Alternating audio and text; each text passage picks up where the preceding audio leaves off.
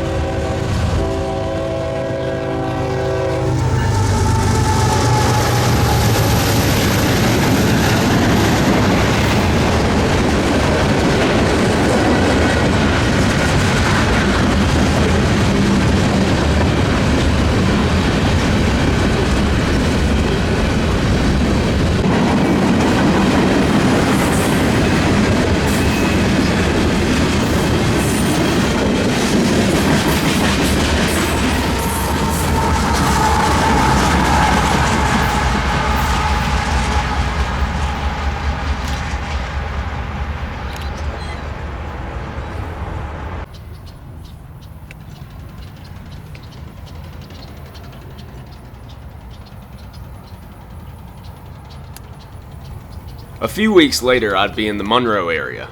Wasn't out there for railfan reasons, but I did happen to have my cameras with me, and an interesting catch caught my eye. An eastbound manifest, which I believe to be the usual night train MSHNS, is seen making its way to NS trackage.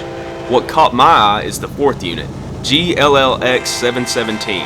It's an EMD NW2 switcher locomotive built in September of 1949. The locomotive was originally built for the Georgia Railroad. I believe I heard that this unit would take the Canadian National north after reaching Jackson, but after that, I have no idea where it's heading.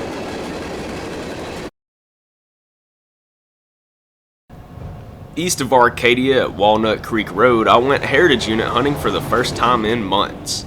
On the highest priority train on the Speedway, Norfolk Southern Central of New Jersey Heritage Unit number 1071 was trailing. Also on the point was a not-so-common UPGVO with the standard lettering opposed to the usual flag. Ironic considering it was in fact Flag Day.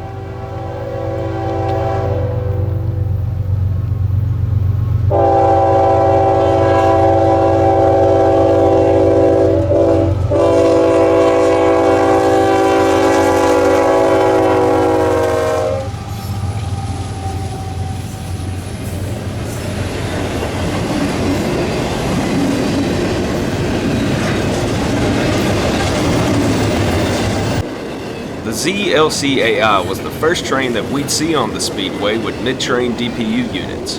For a short while it was just this intermodal with them, but now it's common to see these on several of our manifests.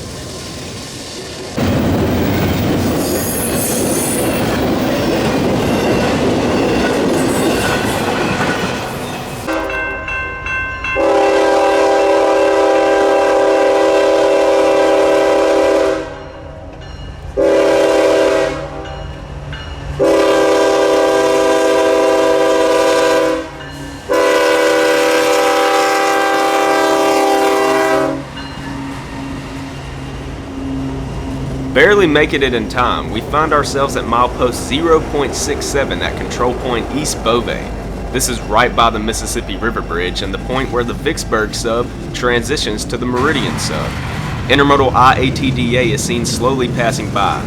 The train is under strict speed restrictions until completely clear of the bridge.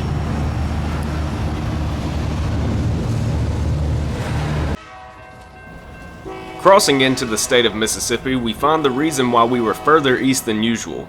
We got word of a Southern Pacific patched unit leading westbound ZAILC.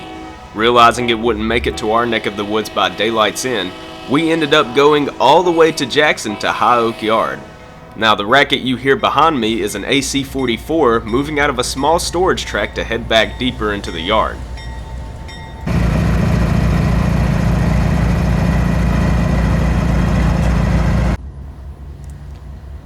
It amazes me that there is still a handful of these locomotives still in the faded bloody nose paint scheme. I've never been able to get decent photos of these and only had some low quality video clips from years past. Needless to say, it was worth the gas spent on this trip and being tired the next morning for work.